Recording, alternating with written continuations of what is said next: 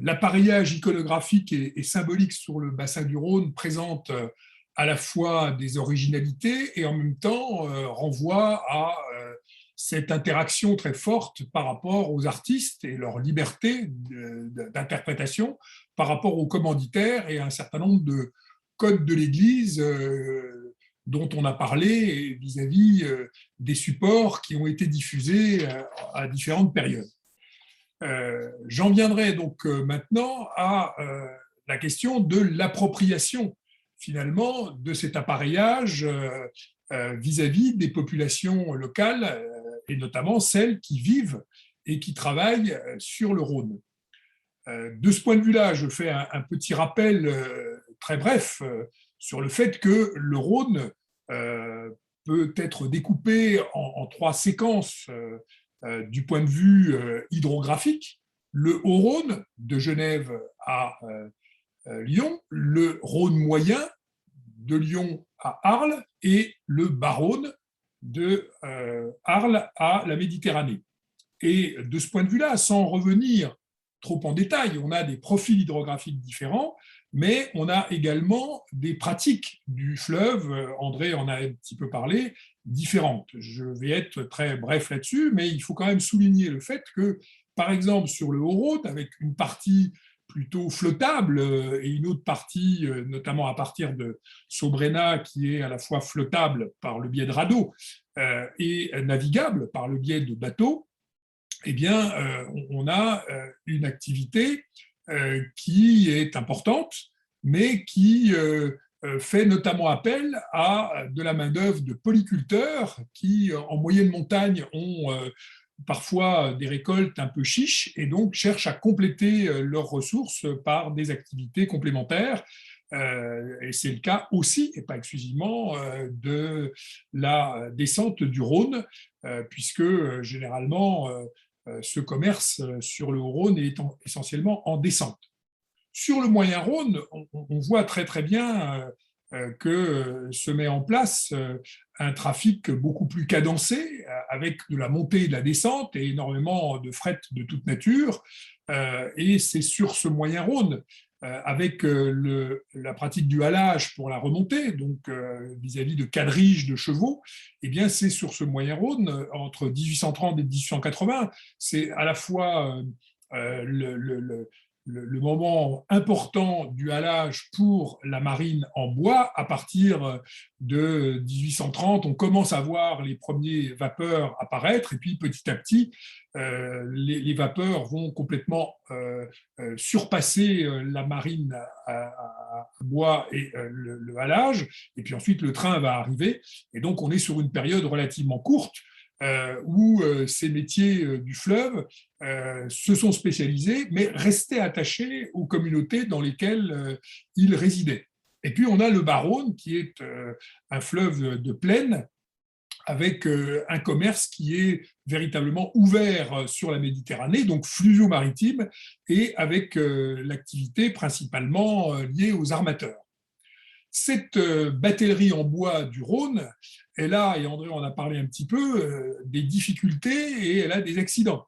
Parce qu'il y a des lieux qui sont dangereux, comme les rapides de Donzère, comme les roches de Condrieu. André en a parlé avec le naufrage du Coche d'eau de 1806. Et puis des bancs de sable également, et évidemment toutes les intempéries météo, depuis le gel, les orages et d'autres difficultés liées au brouillard.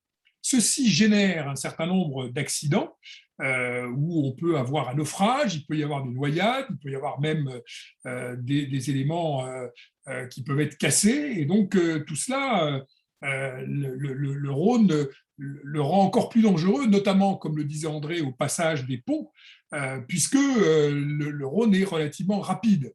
Et pour montrer la force du Rhône, Jean-Paul Bravard évoque le fait que pour remonter les bateaux, il faut 3 fois plus de force, voire un peu même davantage, sur le Rhône que sur la Saône, et donc sur d'autres fleuves, je pense à la Seine ou je pense à la Loire, qui sont dans des régimes de plaine. Donc on est dans des caractéristiques quand même d'un fleuve de montagne qui accélère un certain nombre d'éléments comme les crues et évidemment qui accélère la descente, et donc avec les risques liés à la vitesse.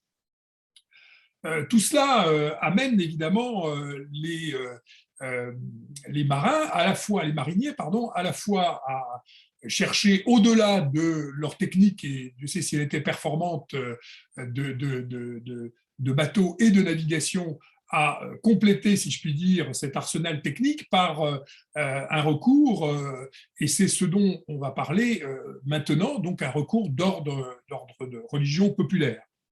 Et ce qui est caractéristique sur le bassin du Rhône par rapport à d'autres bassins où j'ai pu réaliser un certain nombre de sondages, c'est qu'on a un rituel avec une forme singulière qui est le rituel à la barque. Alors je vais y revenir. Dans cette dévotion au travers de ce rituel, et André a tout à fait souligné tout à l'heure le fait qu'on avait des rituels collectifs, en tout cas sur le Moyen-Rhône, peu sur le Haut-Rhône, et sur le Moyen-Rhône, pareillement, peu de rituels individuels. Et donc, sur ce rituel collectif, il se découpe, je dirais globalement, comme vous le voyez sur la diapositive, en 4 parties. Il y a un volet religieux, parfois avec une procession, mais elle est plutôt rare, une messe, une bénédiction, souvent des bateaux, mais également de la communauté des professionnels du fleuve et éventuellement de l'ensemble des paroissiens, et éventuellement des chants de cantiques, qui sont des cantiques à Saint-Nicolas, hein, très, très spécifiques, indépendamment d'autres cantiques.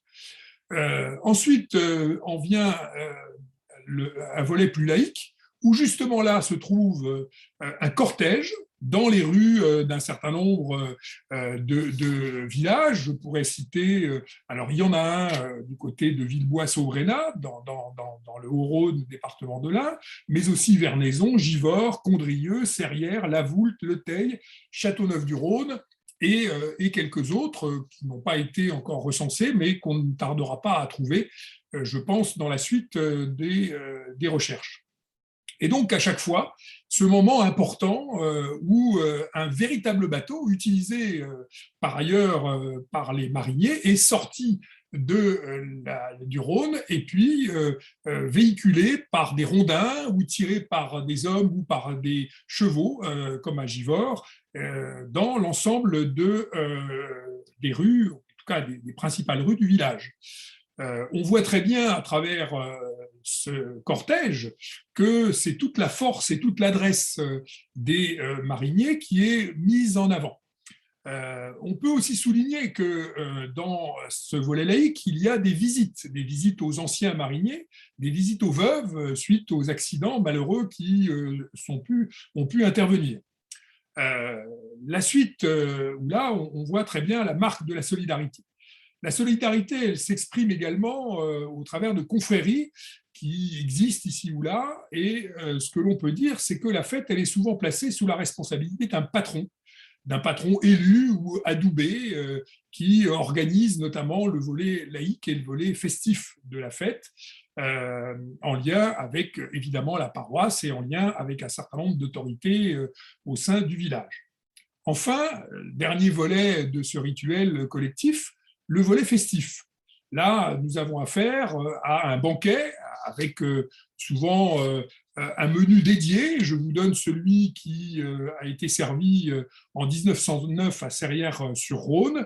On commence par une salade d'anchois, suivie de bouillie, grillade marinière épicée, matelote, ensuite un rôti, salade, souvent on finit par du gruyère, dont on voit d'où il vient à la descente, et puis tout cela arrosé de vin avec des donations, par exemple par des maîtres carriers qui, comme à Pont-Saint-Esprit, offrent le tonneau de vin pour cette cérémonie. Et puis évidemment des chants spécifiques qui sont entonnés par les convives. Suit parfois, mais pas systématiquement, comme c'est indiqué, un bal avec une farandole qui peut durer jusqu'au matin, jusqu'à l'épuisement. Et puis également, parfois, des jeux au travers de fêtes foraines, là aussi ponctuelles, on n'a pas tout recensé, et puis évidemment des joutes bien connues, où là, c'est à la fois le défoulement, mais en même temps l'adresse qui est déclinée au travers de ces cérémonies. Alors, nous n'avons pas retrouvé, diapo suivante, malheureusement de photos. Alors là, vous avez une série de médaillons qui montrent l'attachement finalement de certaines communes à cette activité marinière, hein, notamment dans la partie moyenne du Rhône. Là, vous avez effectivement à l'église de Condrieu cette représentation à la fois des ustensiles utilisés par les mariniers, et puis par rapport à ce que nous présentait tout à l'heure André vis-à-vis de la peinture naïve du 19e à Briord, effectivement, à Briord, oui, une représentation du saint avec un saloir bateau qui est carrément dans l'eau.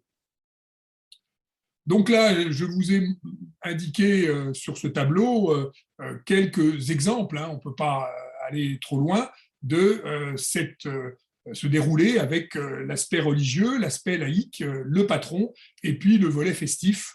Et puis on voit à chaque fois, effectivement, soit l'élection d'un roi, comme à Vernaison pour un an, soit effectivement des bateaux spécifiques, des rigues de 10 mètres quand même, à Villebois et Saubrenat vers 1875, ou plusieurs bateaux tirés par plusieurs chevaux à Vernaison vers 1850, avec évidemment une présence très forte des entrepreneurs de commerce fluviaux, tels que cette batellerie en bois l'a connue tout au long du 19e siècle.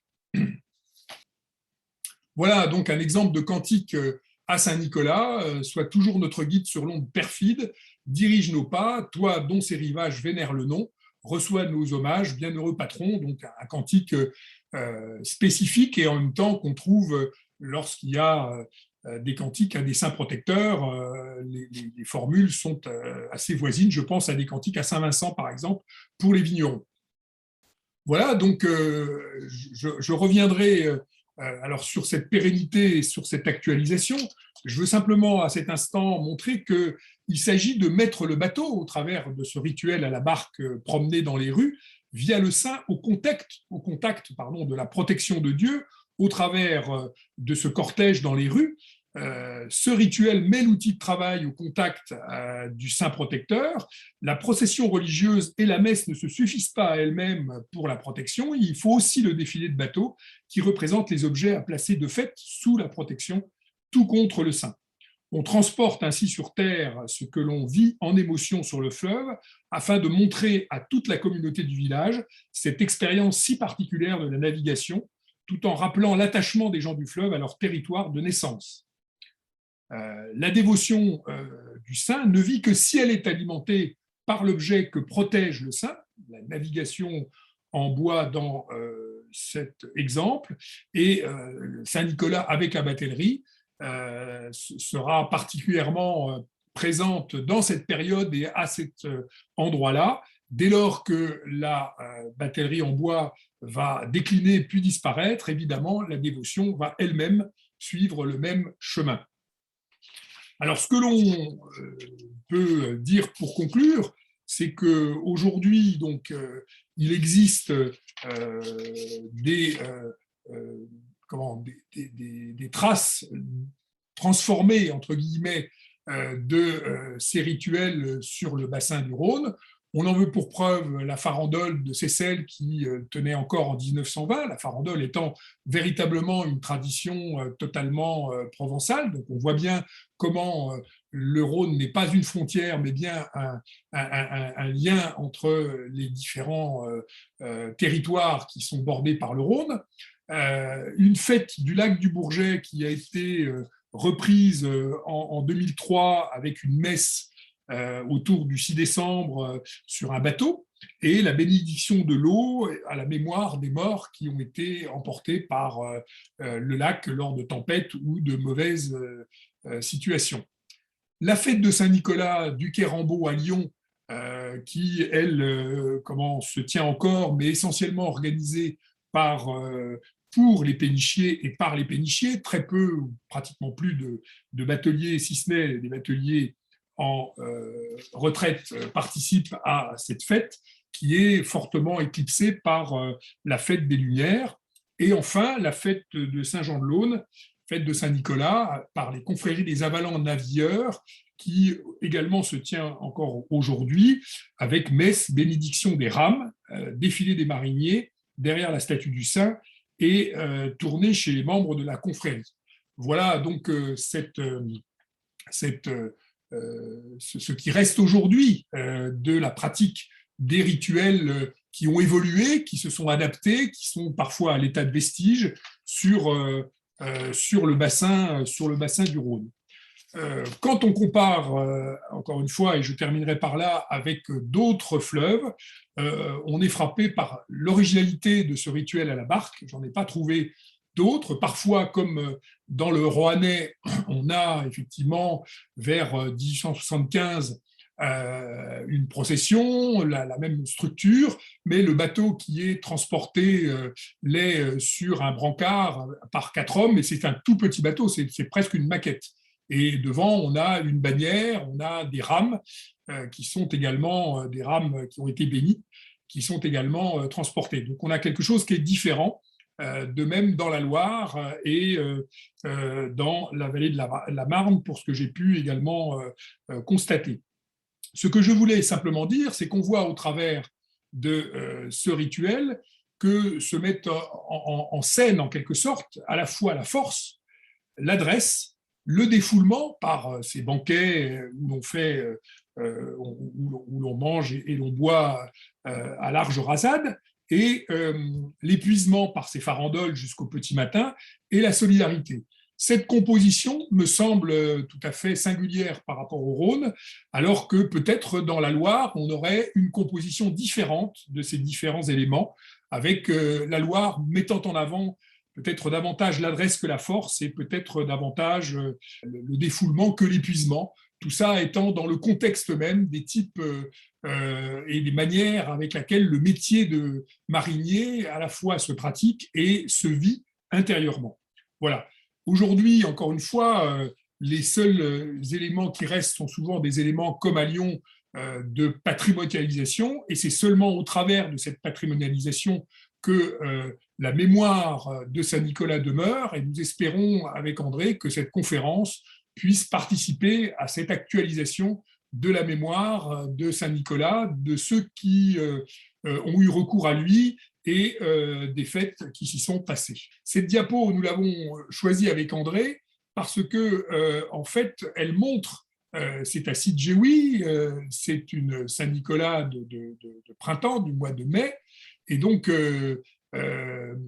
cette diapo montre tout l'effort qu'il est nécessaire de fournir pour porter cette statue avec son piédestal. C'est vraiment, on voit bien l'effort qui est représenté derrière tous les porteurs.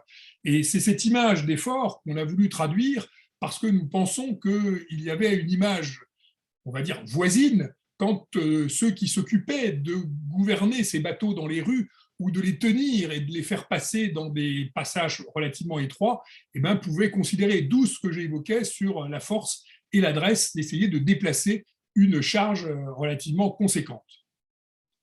Voilà, l'actualisation, donc la Saint-Nicolas précédemment au quai Rambaud, hein, ou avec un saint qui passe dans toutes les péniches pour distribuer des friandises aux enfants, des pénichiers, et puis là, nous sommes sur une photo prise par André dans une messe en 2003 sur le lac du Bourget.